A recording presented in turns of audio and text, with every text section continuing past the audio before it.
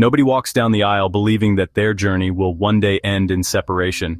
We all enter into marriage with our hearts full of hope, dreaming of a shared lifetime of joy, partnership, and unconditional love. But life, as we know, is beautifully and sometimes painfully unpredictable. Sometimes the path two people started on together begins to diverge, and the connection that once felt so strong and unbreakable starts to fray at the edges. Acknowledging that a chapter is over is one of the bravest things a person can do. It's a moment of profound truth, even when it's wrapped in sadness. It's choosing yourself when the shared story no longer serves your spirit.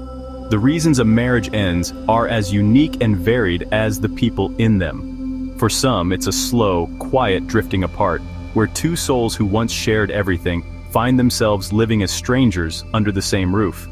The conversations become shorter, the silence grows louder, and the shared dreams fade into individual ones. For others, the break is more sudden, caused by a betrayal of trust like infidelity that shatters the very foundation of the partnership. Financial disagreements, different visions for the future, or the realization that you simply want different things out of life can also lead to this difficult crossroad. It's never just one thing. It's 1,000 tiny moments that lead to one big decision. Making the decision to divorce is rarely easy. It is often the last resort after months or even years of trying to make things work through counseling, honest conversations, and sheer effort. It is a conclusion reached when you realize that staying together is causing more harm than good, not just to you, but to everyone involved. This is not a failure. Let me say that again. This is not a failure. It is a courageous act of self-preservation and a testament to your belief that you deserve peace, happiness, and a life that feels authentic. It is the moment you decide to stop watering a plant that can no longer grow. So we must look at divorce not as a final destination of defeat, but as a necessary transition. It is the unbraiding of a life that was woven together, allowing each individual strand to become whole on its own again. It's an ending, yes, but every ending in our lives holds the powerful and beautiful promise of a new beginning. It's the closing of one door so that another, one that leads to healing and rediscovery, can finally swing open. You have to believe that something better is waiting for you on the other side of that door, a future you get to design for yourself. The time during and immediately after a divorce can feel like you're navigating a relentless storm. Your emotions are the thunder and the lightning, and they can be overwhelming. One day you might feel a surge of anger, a deep-seated rage at the loss and the pain. The next, a wave of profound sadness might wash over you, leaving you grieving for the future you once imagined and the memories you once cherished. It is a roller coaster of feelings, from guilt and confusion to fear about what lies ahead. Allow yourself to feel it all. These emotions are valid, and they are part of your journey toward healing. Don't rush them or push them away. Many people also experience a significant blow to their self-esteem during this period. You might find yourself questioning your worth, replaying moments in your mind, and wondering what you could have done differently. It's easy to fall into the trap of self-blame, to feel like you are somehow broken or not enough. This is a critical time to be gentle with yourself, to practice self-compassion as you never have before. Remember who you were before the marriage and who you are outside of that partnership.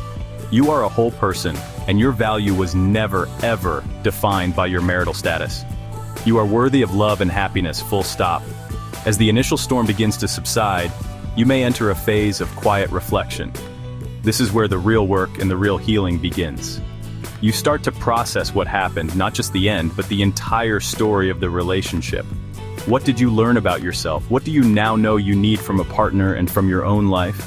This period of introspection can be lonely, but it is also incredibly empowering. It's in these quiet moments of solitude that you begin to reconnect with your own inner voice, the one that may have been silenced for a very long time. It's your spirit's way of coming home to itself. Slowly but surely, you will begin to see glimmers of hope on the horizon. A day will come when you laugh without a shadow of sadness behind it. You'll find joy in small things again. A beautiful sunset, a conversation with a friend, a song that makes you want to dance. This is the turning point.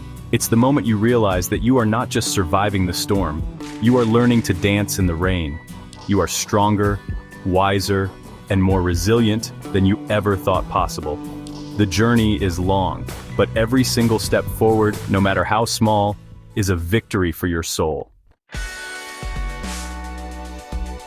After you've weathered the emotional storm of divorce, the next chapter is all about rebuilding.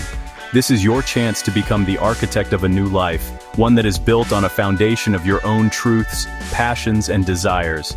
It starts with rediscovering the person you are, independent of anyone else. What did you love to do before you were part of a couple? Was it painting, hiking, volunteering, or learning a new language? Now is the time to reclaim those passions. Sign up for that class, join that club, or take that solo trip. This is not about filling time, it is about refilling your spirit. A crucial part of this rebuilding process is creating a strong support system.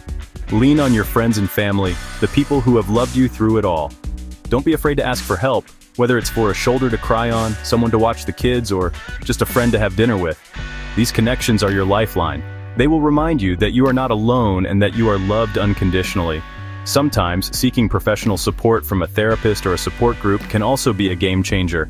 Sharing your experience with others who understand can be incredibly validating and can give you tools to move forward with strength and clarity.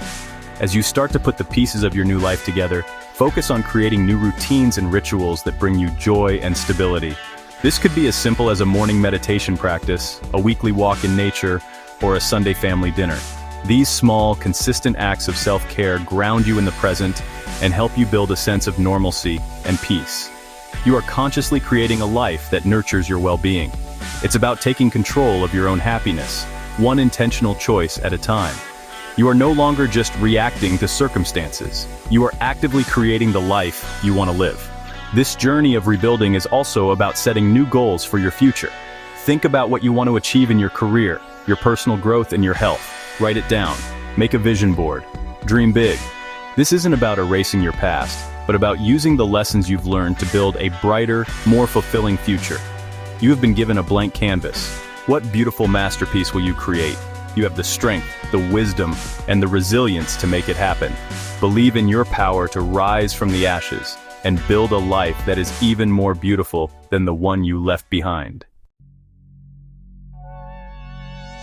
There will come a time, in your own time, when you feel ready to open your heart to love again. The idea might feel scary at first, and that's completely normal.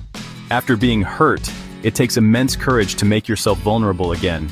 But the human heart has an amazing capacity to heal and to love. I've seen it time and time again. Think of my dear friend who, after a painful divorce in her 40s, thought she would be alone forever. A few years later, she met a wonderful man while walking her dog in the park. Today, they are happily married, sharing a life filled with laughter and mutual respect. Remarriage, or finding a new life partner, can be one of life's sweetest second acts. When you enter a relationship after a divorce, you bring a newfound wisdom and a clearer understanding of what you truly need in a partner. You know your worth. You know your non-negotiables. This isn't the starry-eyed love of your youth. It's a deeper, more conscious love built on shared values, honest communication, and a profound appreciation for the gift of companionship. It's a love that honors the scars of the past while looking forward to a shared future. It is a testament to the resilience of the human spirit. The key is to not give up on the possibility of love. So many people close their hearts off, building walls to protect themselves from ever feeling that kind of pain again. But when you close yourself off to pain, you also close yourself off to joy. Your past does not have to dictate your future. Believe that you are deserving of a partner who celebrates you, supports your dreams, and loves you for exactly who you are. Your past experiences have made you stronger and more discerning, which means you are better equipped than ever to choose a partner who is truly right for you. Keep your heart open to the possibilities. Ultimately, a fresh start after divorce is not just about finding new love, but about finding yourself. It's about creating a life that is rich, full, and authentic, whether you are single or with a partner. Your happiness is your own responsibility and your greatest power. Trust the journey, embrace the lessons, and above all, never stop believing in a better, brighter future. You have survived the storm, you have rebuilt your foundation, and now the sun is rising on a beautiful new dawn. Go forward and live your most magnificent life. You've earned it.